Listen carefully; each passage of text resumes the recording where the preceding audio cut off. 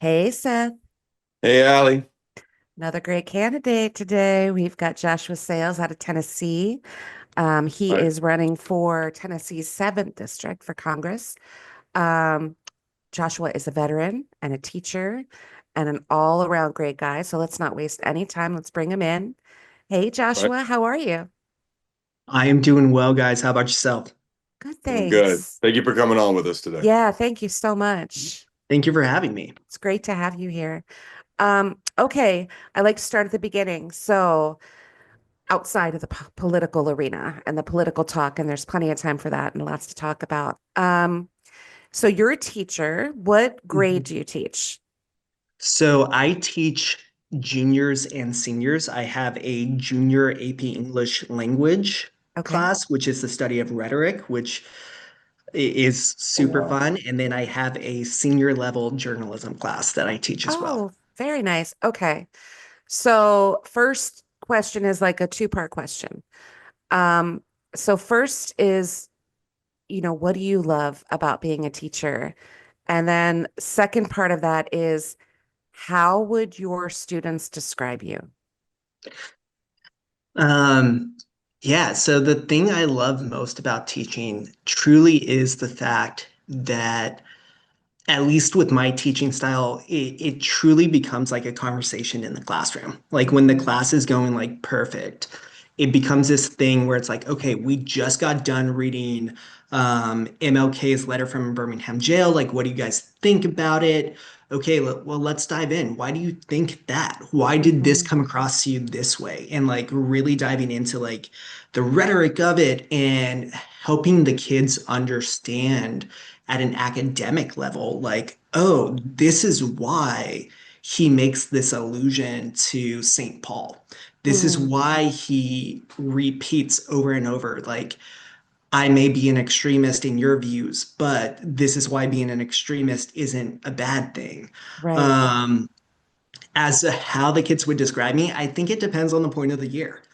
Okay. Um, That's to be fair. honest, That's fair.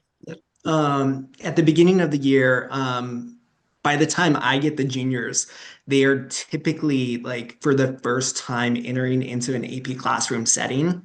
And Hmm. so it's very quickly this thing of like the bar is set. Yeah, And I do not compromise with that because I'm like, hey, we have 8 months to get you ready for this exam. sure. And so, as much as, I try not to teach to the exam itself, it is the idea of like, you do need to be able to analyze rhetoric. You do need to be able to formulate a proper argument. You do need to be able to take multiple sources and synthesize them and develop meaning through them.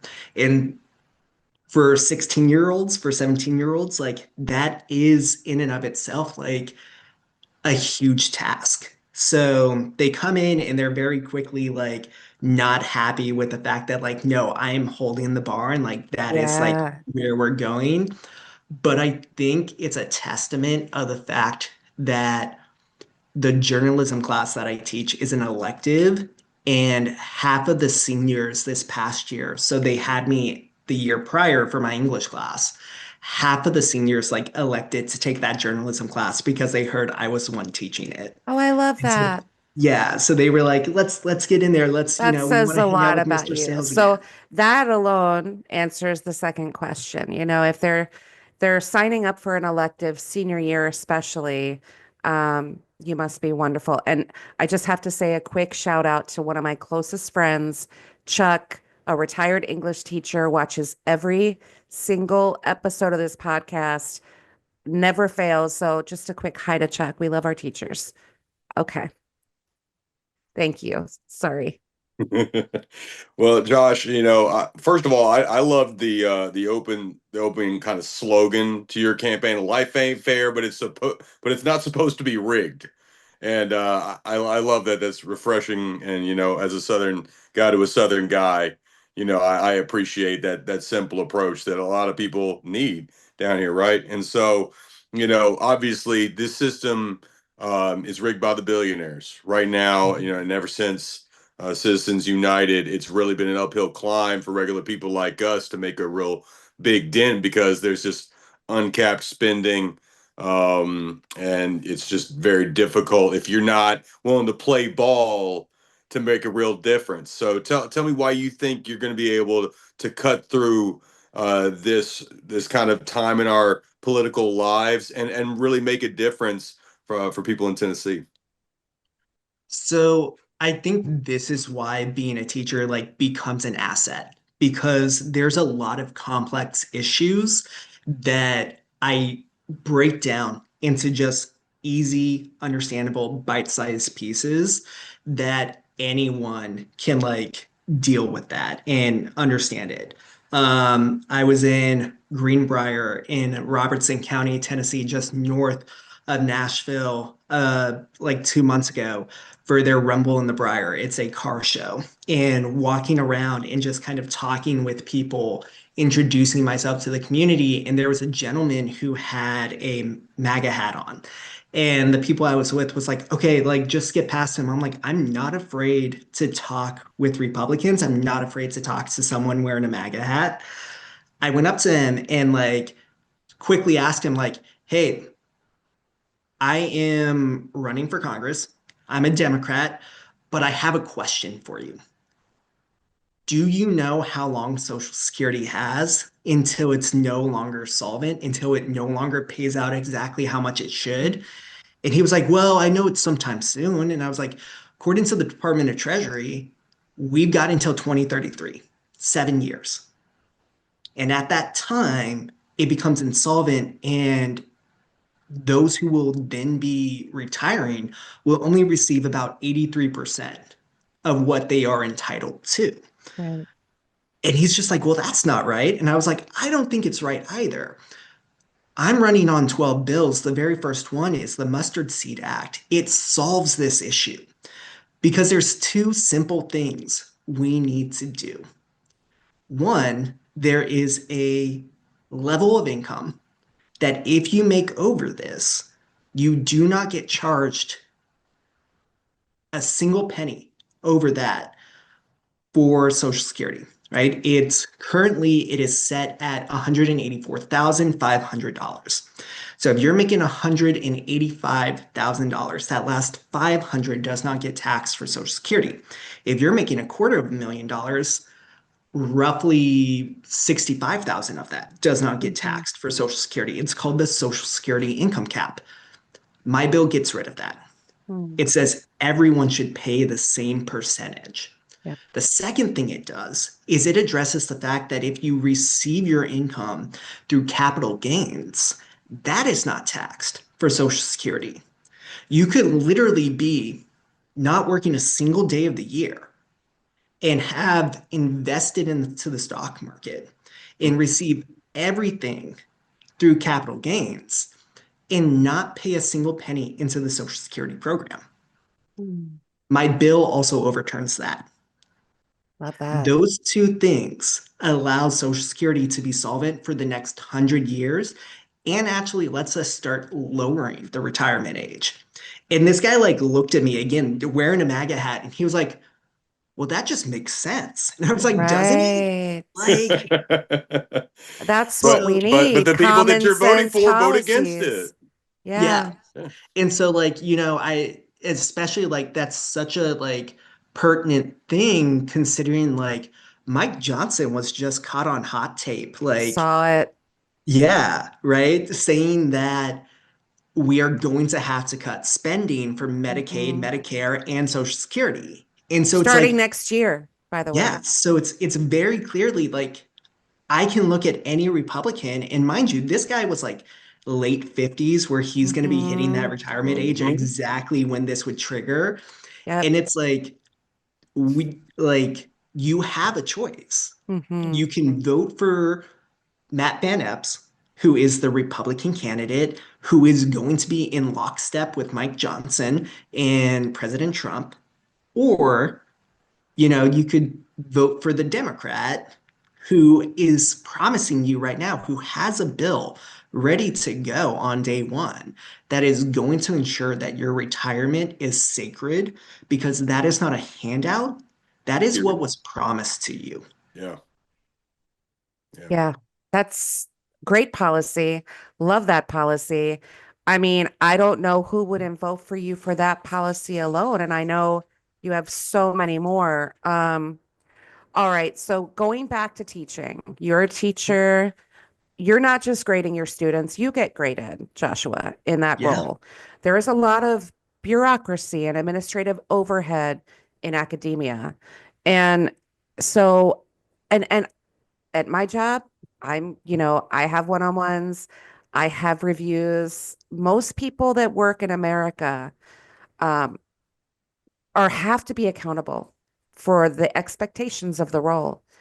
How do you think, or why do you think we have a system where no one seems to be accountable once they get voted into their role? I think I would actually challenge that paradigm, Okay. right? I don't think it's that they're not being held accountable. I think it's they're being held accountable by someone else. Mm, They're not held accountable Mm. by the voters. They're being held accountable by the lobbyists, donors. Yeah. by their donors, Yeah. right? Which is why we see, right, Massey not falling in lockstep with the GOP got primaried from the right. Hmm. So there is this like accountability. It's just no longer from the voters. And I think that goes back to like Seth talking about Citizens United, right? That 2010 Court Act where now companies and entities can put in money as much as they want. And we've literally seen like there are graphs readily available online that show that like from then, from 2010 to now, like each year, more and more money gets pumped into elections. Elon Hmm. Musk famously talked about how he spent like $380 million to get Trump elected. And Yeah. then what did we see? He came in with Doge, which allowed him to gut regulations on his companies. He's now with SpaceX about to like be publicly evaluated, and they're literally looking at manipulating the stock market so that Yes. all of our index funds, which are tied into our retirement funds, buy into SpaceX, Hmm. even though SpaceX in the last 6 months have lost like $8 billion. It's not Bleeding money. profitable. Bleeding Yeah. money. Yeah. And so when we talk about accountability, I think it becomes a thing of who is holding them accountable, right? Yeah. And not to just continuously go back to my bills, but like I have a bill. It is called the Battle of Athens Act. Um, the Battle of Athens was a historical moment in Tennessee that a lot of people, even here in Tennessee, don't know. We're talking 1946. World War II veterans coming home to Athens, Tennessee, out in East Tennessee. And at the time, the sheriff and his deputies, specifically the deputies, their salaries were paid as a percentage of the fines that they Mm. collected. So they were incentivized to go and arrest people, whether that person had done anything or not. So Right. these veterans are coming home on buses and they're getting pulled off of the buses and literally being told, well, you're drunk. So we're going to put you in jail. And they're like, we're not drunk. Like, yeah, we're veterans coming home, but like we're It's like not drunk. ice quotas is what it reminds me of. Yeah. Yeah. And and so these veterans then went to like run against the sheriff. Well, one of them shows up at the polling place and goes to vote, and it's told you're not allowed to vote, is escorted out of the building, is beat with brass knuckles, and then as he's trying to run away, gets shot in the back. Oh. This gets out to the other veterans. They start amassing. The sheriff comes in with his cronies, grabs the ballot boxes, and runs to the jail. The veterans go, we're not having any of this. They actually go to the National Guard armory nearby, get a bunch of rifles, get dynamite, go back to the jail, blow a hole in the wall, and at gunpoint, do a citizen's arrest and like take these guys in. And it turns out like, yeah, they were stuffing the ballot boxes in order to stay in power. And so my Hmm. Battle of Athens Act is a campaign finance reform act. Because again, when we have to talk about like, what does it mean to be accountable as a lawmaker today? And the people that you're accountable to are now corporations and these high value donors. You're not accountable to the people. And that Right. is not what a democracy is. By definition, that's a kleptocracy, right? Mm-hmm. Rule by money. And that is not what the founding fathers had in mind when they set up our democracy. That is not what I had in mind when I joined the military to fight and defend and protect our Constitution. That is not what we teach students, what our Mm-hmm. country Mm, is. And mm. so it's just getting to the point where like we need to do something about this. But that's never going to happen if we continue to elect Republicans. And frankly, if we continue to elect these corporate Democrats 100%. who continue to take money from these organizations. Yep. When Tennessee redistricted to dilute the black vote in Memphis and take away their voice and take away the Democratic seat that they were voting in time and time again, one of the things that happened was they also allowed people to jump into the race. So Mm. I went from having no primary, I was the only one running, to now there is a four-way primary in my district. Every single one of those other Democrats running are all corporate Democrats. They are all older. They are all invested into the status quo. Mm-hmm. I actually even got into an argument with one of them last year when he was running for the special election and famously said at a meeting, he went, I don't believe in student loan forgiveness because I was able to pay it off. So you need to Oh, be able to I figure it love out. that argument. We hear that all the time. Yeah. I And was so able like to pay it off when student tuition was 10 times cheaper. Got it, Grandpa. Like, yeah, unbelievable.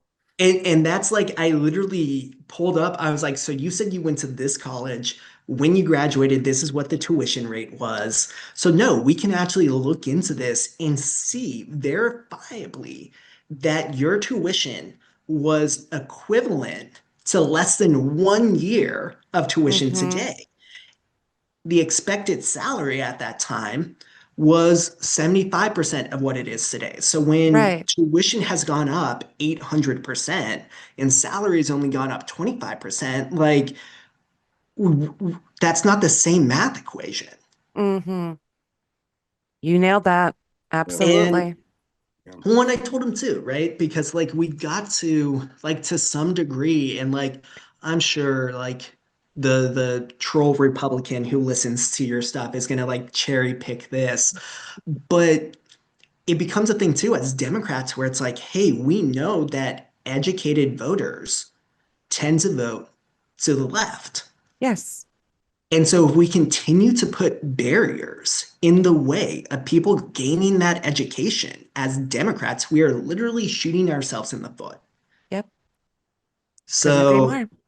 yeah, 100%. One of my other bills, the Open Door Act, is a job training bill because it not only addresses college, but it addresses apprenticeships and journeymanships. And Mm-hmm.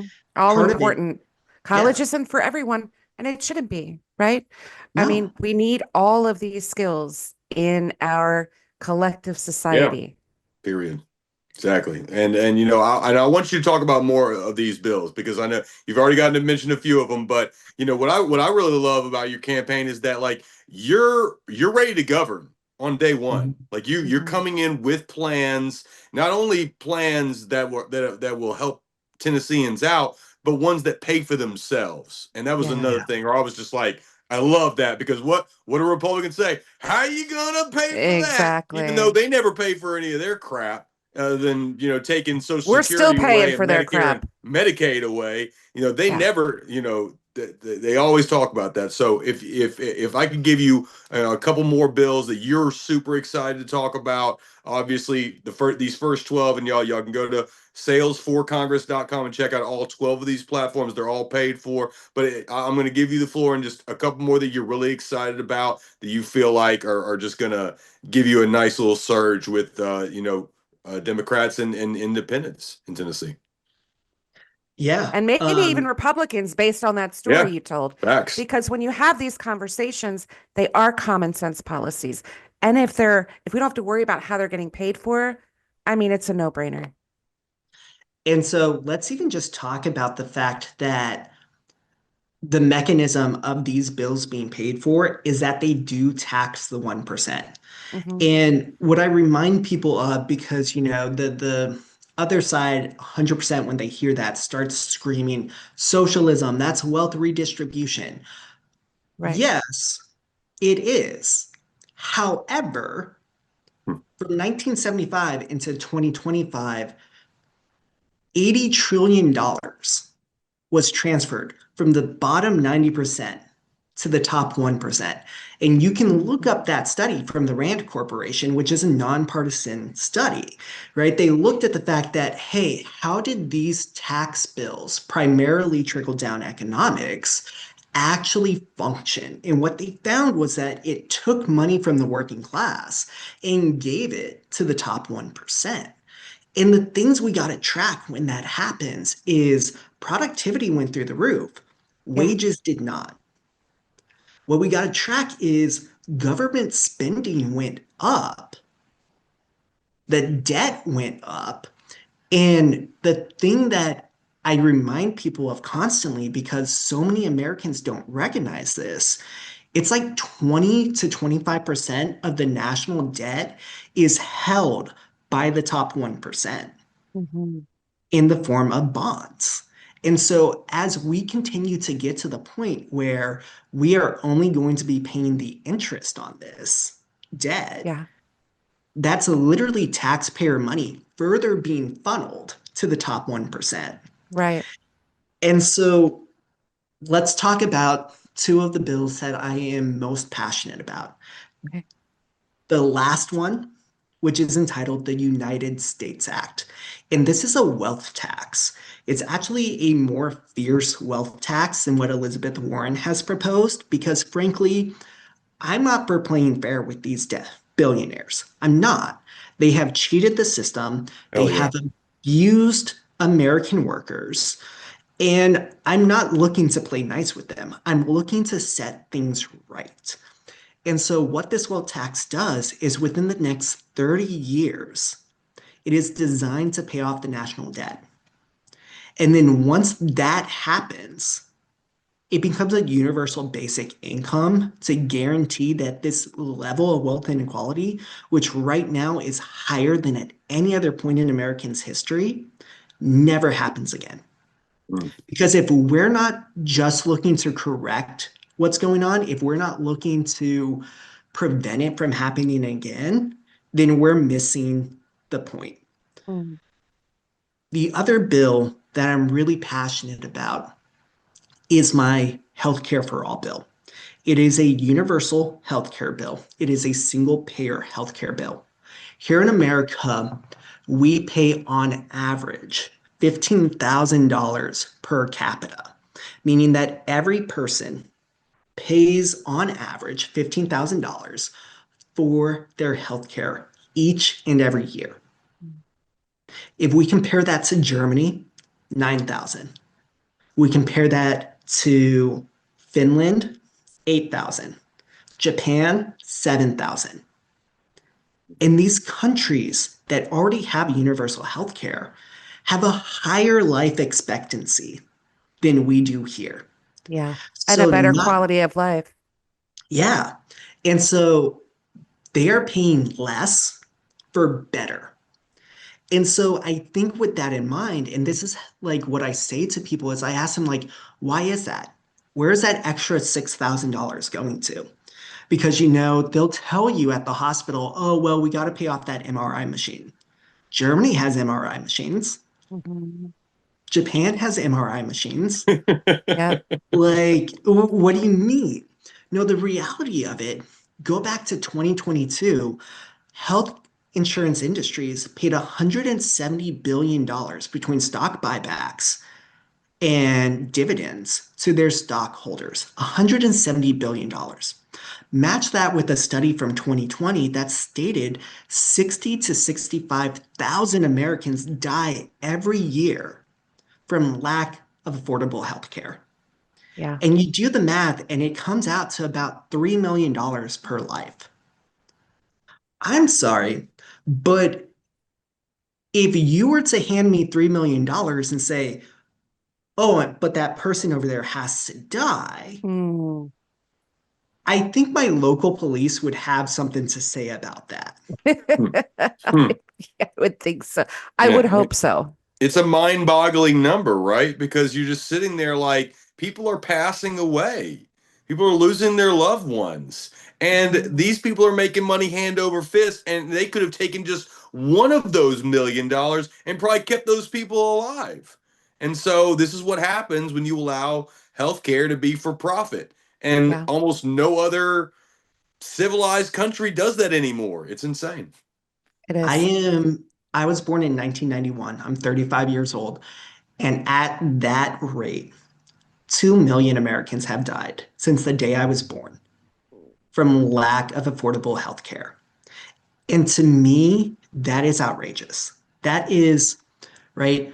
I think about the fact, and I say this as a veteran, as someone who literally signed up post 9/11 because I wanted to contribute to achieving justice for the American people. 60,000 is 20 times the amount of people who died on 9/11. Yeah. And Yep. yet we don't bat an eye. When you when you get sworn in into the military, you swear to defend the Constitution against enemies, both foreign and domestic. And in my personal opinion, when I'm hearing that 2 million Americans have died since I was born because healthcare industry, primarily the health insurance, like let's be right, there's no doctor, there's no nurse out there who's doing this. Yeah. They're Sure. just doing their job. This is the health insurance industry. This is the Hmm. pharmaceutical industry.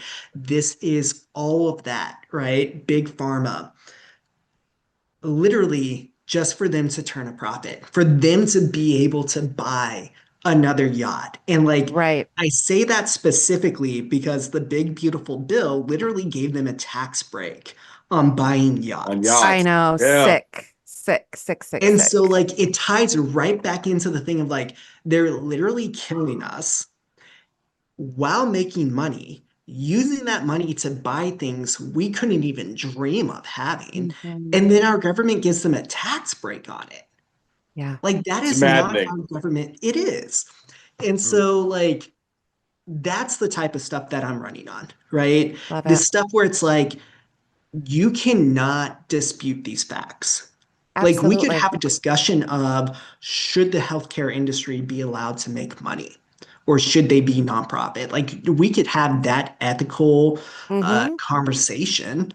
But to me, like if that's the conversation you want to have, like don't dare tell me you're a Christian. Yeah. Mm. And So, that is hand in hand what they're doing, right? This Christian nationalism is paired so much with capitalism and with late stage capitalism that we are in today, where we know that these things are killing people just mhm. so that Elon Musk can become the first trillionaire in history. Absolutely. And he's very close to getting there. Um, all right. Before we wrap things up, Joshua, I want to say number one, your policies are so well thought out. I mean, not just like this is what they solve, but this is how we got here. And this is how they work. It's unusual to hear policies this sort of, I know it's sad to say that, but policies usually are like wish lists and they're not necessarily fleshed out in the way that you have yours. And it's really refreshing. Um, Well, and if you'll let me for a minute, like sure. we can even talk the downstream of this bill, because that is something that I've been talking to even local county mayors about, right? If my healthcare bill, the median household in America, those who, right, the median household income is $85,000 in America. They Hmm. would pay approximately $50 a month for all their healthcare needs. Wow. That is premium deductible copay. That is doctor's visits. That is specialist. That is dental. That is vision. That is mental health included. Hmm. So $600 a month, or excuse me, $600 a year. Right. They would then save on average $10,000 compared to what they're currently spending. Okay, Yep. well, so instead of that $10,000 going to the profit of a health insurance company, which then goes to the CEOs and the shareholders, and then goes into a bank account in Sweden, and we never see it again, right? This wealth Yeah, extraction, yeah. it True. stays local. And so, what this translates into is when it's spent at the local level instead, that produces more jobs, that Hmm. allows these local businesses to start investing in themselves. And it keeps getting better, right? Because when it's spent locally, sales tax, which in Tennessee is one of the highest in the nation, Yep. Same Hmm. in Alabama. Yeah. and literally the state of Tennessee would be looking at an additional $4 billion in sales tax revenue. This is what I call large government for small government, Right. right? This idea of no small county is ever going to be able to stand up and fight the giant that is big pharma. No small county government is ever going to be able to stand up and fight the health insurance industry. They Hmm. can't. It's impossible for them to do this. But at the federal level, we have this power. And what it does for my home county of Cheatham County, we'd be talking an additional $5 million in sales tax revenue. That's literally giving the teachers a raise. That's literally Yeah. buying the snow plows that we need Yeah. more and more during these winter storms that we're getting. That is burying electrical lines that keep going down in thunderstorms in the summer where people are dying because they're on a home ventilator and then go days without power. So it's literally this thing again, like it's this idea of big government for small government, Hmm. allowing the federal government to do its job so that the local small government has more power, more resources, and can do what they want to do with it. Love Yeah. it. And I love Love that, it. man, because like keeping money within the local economy is how we grow our national economy. When we keep Yep. this money in-house, and like you said, if it's going to Sweden, we never see that thing again. Mhm. But we keep it down home, we keep it here with us, and that's going to do wonders for our GDP and our economy. So I love that. We want to do our call to action. We want to make sure that we get everybody to your website, get everybody to, links for what you need, whether you need volunteers, whether you need donations, things like that. You don't take corporate PAC money. So tell everybody where what you need first, and then where they can go to help you out.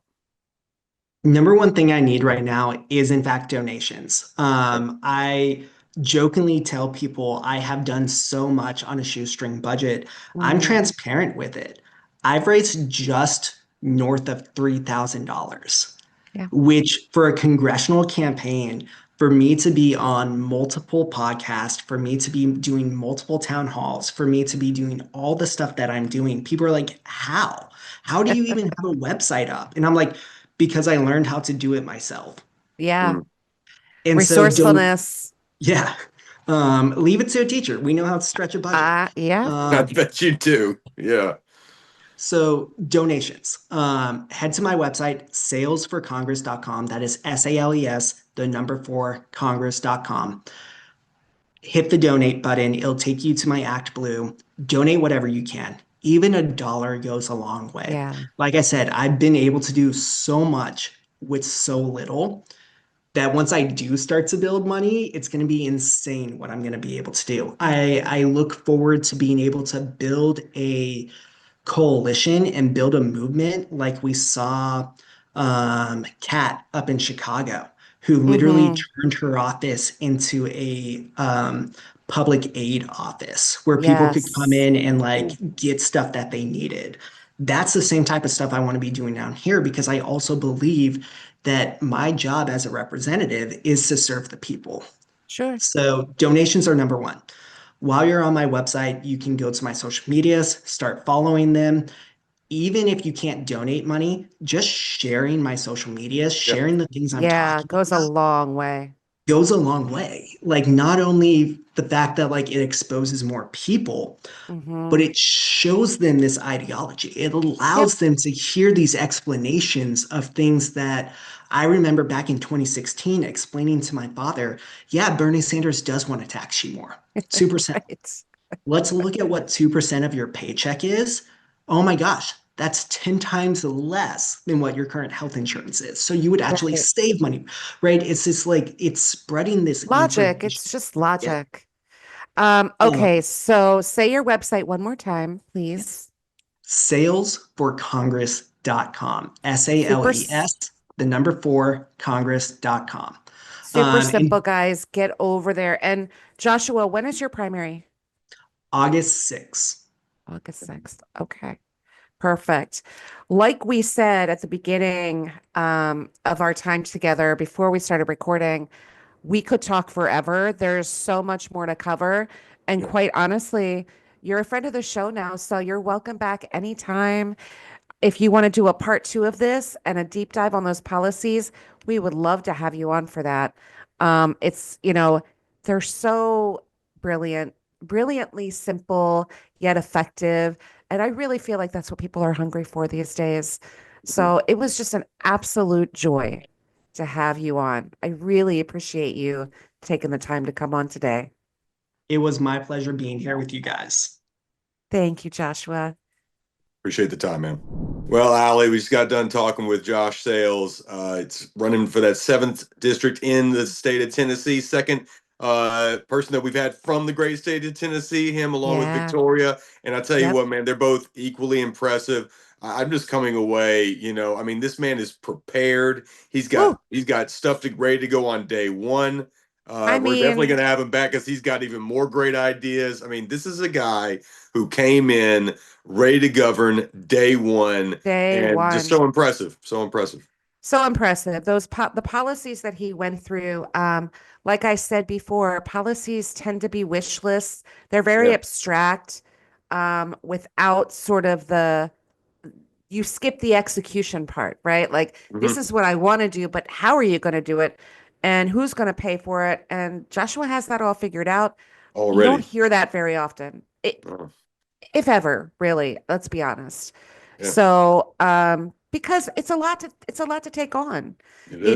Transitioning from any role to a politician, like you don't know until you're in there kind of how things work and move, and you can study policy, but to be able to come up with policies that are common sense for everyday Americans, how to pay for them, how they'll be implemented, who's going to benefit. Oh, Joshua, 10, Yeah. 10, 10 fingers up for him. Yeah, I mean, his policies, y'all, close to $250 billion we could be saving just with his policies. So again, sales, the number four Congress.com if you want to find Yes. out more of his ideas. I mean, fantastic stuff. He's got it all right there on his website. Give him a And dollar. Give him yeah, $5. He's I going mean, to stretch that to infinity and yeah, beyond. That's what yeah. teachers do. Yeah, nobody stretches a budget like a teacher. As the son of a teacher, I can attest. Mhm. And I think we're going to figure out there's a lot of money out there. You don't have to stretch this budget. There's a lot of money in the United States of America. And if people Mhm. like Josh and other progressives get their hands on it, man, the difference that we could make. Amen. All right, Seth. That was a great one. We've got another one we're going to prepare for. Let's This is go. a double header recording session night for us, Hey, y'all. We do it for you. We do it for the people. We do it because we love it. And so we got to wrap it up and get into the next one. See you over there, Seth. All right, see you. Bye.